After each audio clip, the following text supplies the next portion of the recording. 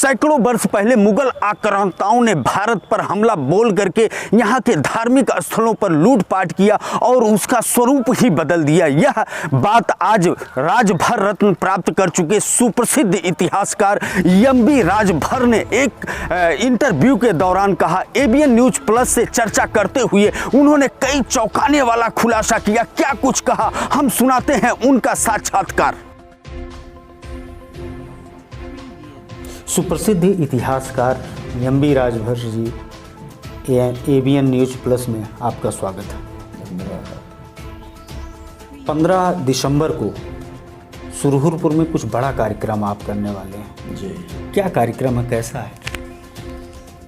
ऐसा है कि इतिहास संरक्षण के लिए सरकार को सारी चीज़ें उपलब्ध कराई गई हैं और सरकार को निर्णय लेना है, और नहीं तो हम वहाँ बड़ा आंदोलन करेंगे, कार सेवा करेंगे और लोगों को मोबिलाइज करेंगे, अपनी बात सरकार तक पहुँचाएंगे।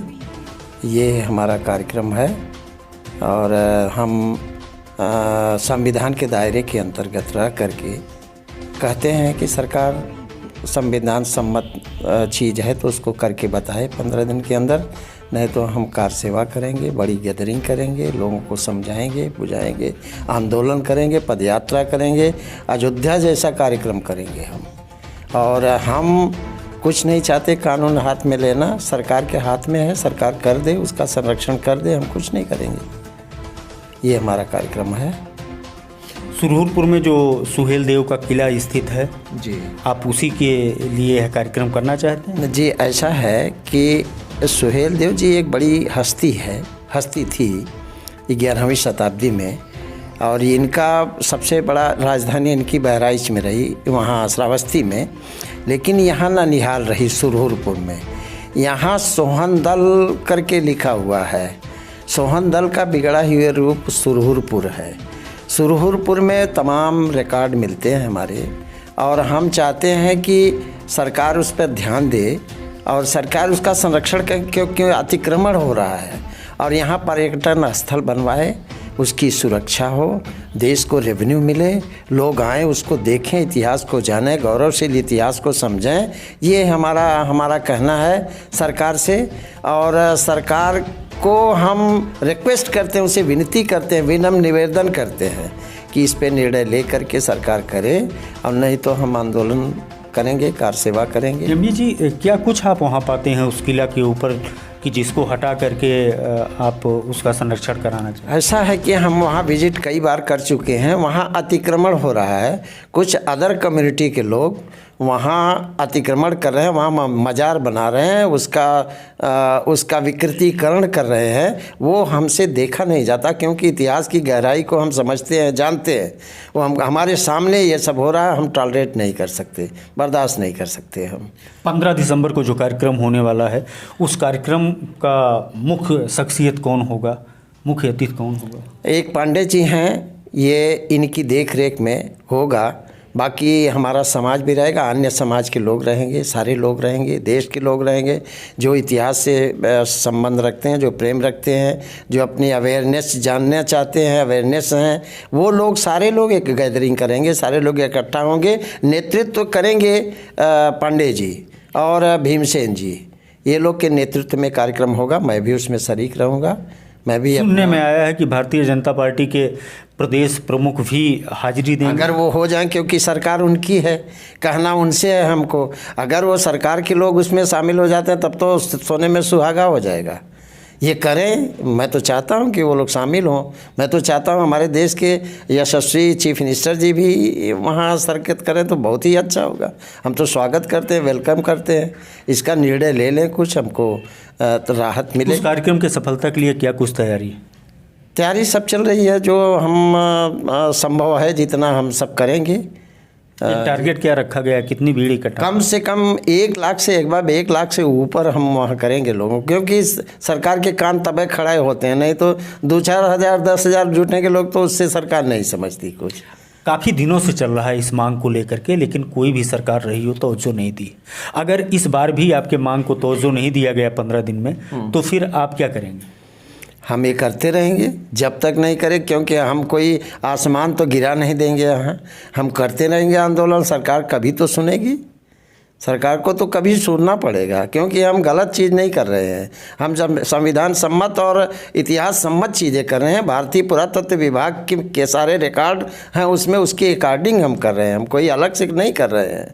लेकिन सरकार जितनी सच्ची समझ जाएगी, पुरातत्व विभाग जितने जल्दी समझ जाएगा इसको, जितना जल्दी समाधान निकाल लेगा, वहाँ से अतिक्रमण हटा देगा, उसकी बाउंड्री का, उसकी संरक्षण का सारा इंतजाम करेगा, तो हमारे लिए तो बड़ी खुशी की बात होगी। ये सरकार करे इसको।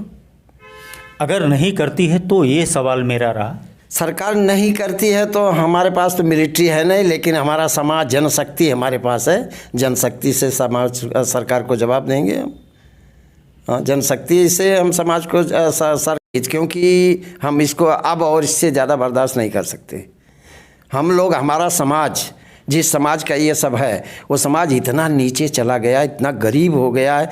आज हम लोग 2500 साल, आप समझिए, हम हिस्ट्री क्या बताएं कि 1871 में इस जाति को क्रिमिनल ट्राइब्स एक्ट घोषित किया गया। इस जात को, भर जाति को क्रिमिनल ट्राइब्स एक्ट में थी ये, यानी अपराधशील जाति। अपराधशील क्यों किया गया कि अंग्रेजों के खिलाफ हम लोग बहुत लड़े। आप चौरी चौरा में देख लीजिए, वहाँ बोर्ड लगा हुआ 17 भर है, उसमें 17 भर उसमें है जो मारे गए थे।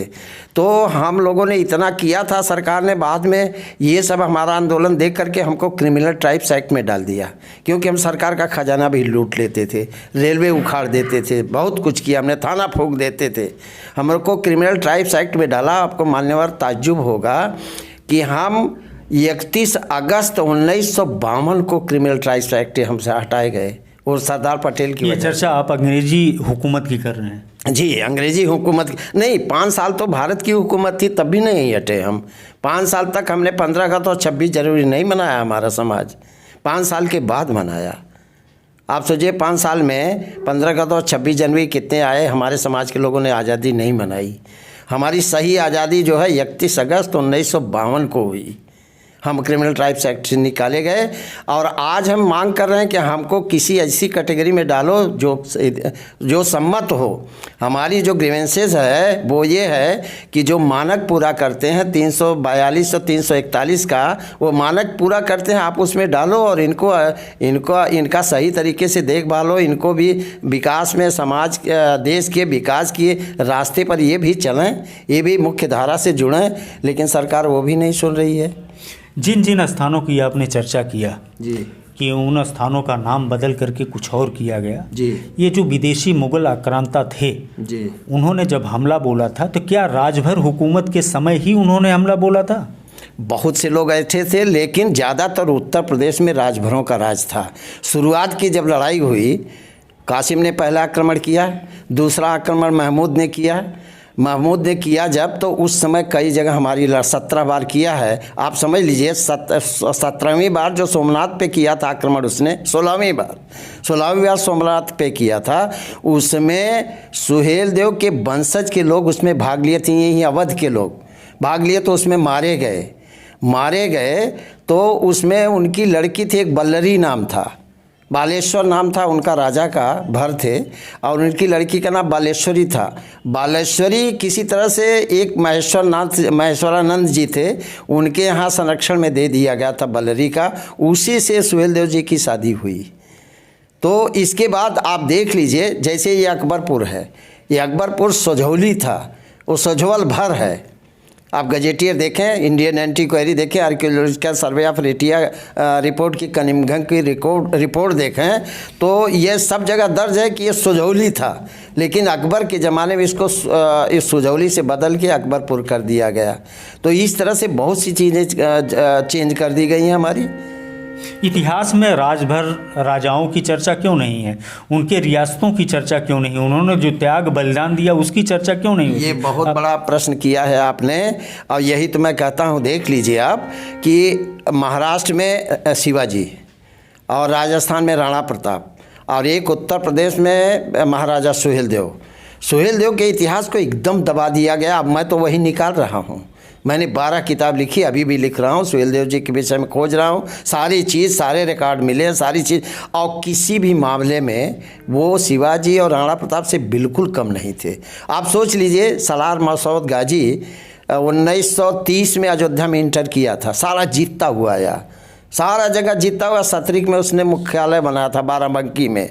बाराबंकी में मुख्यालय बनाने के बाद इधर जो है सोचा नेपाल की तरफ चलें, लेकिन महाराजा सुहेल देव थे, उन्होंने 21 राजाओं का संयुक्त सम्मेलन किया, सबको बुलाया कि देश की अस्मिता का सवाल है, पूरा देश हार गया है, अगर हम नहीं जीतते हैं तो इसके बाद बहराइच के बाद नेपाल पड़ जाता है और नेपाल चला जाएगा, पूरे देश में रह क्या जाएगा, इसलिए हमको अपनी मातृभूमि के लिए लड़ना है। और वो लड़े, 21 राजाओं को मिला करके लड़े, और कुटला नदी है एक, उसी नदी किनारे मारे। और मैं तो कहूँगा, बहुत धन्यवाद दूंगा भाजपा सरकार को कि ये वहाँ पे एक वो बनाने जा रही है, स्मारक बनाने जा रहे हैं। लेकिन एक मुझे भाजपा से कहना है, भाजपा सरकार से कहना है कि जहाँ जहाँ ये ट्रेन चलाए हमें बड़ी खुशी हुई, इन्होंने डाक टिकट जारी किया, बड़ी खुशी हुई, इन्होंने स्मारक बनाया, बड़ी खुशी हुई।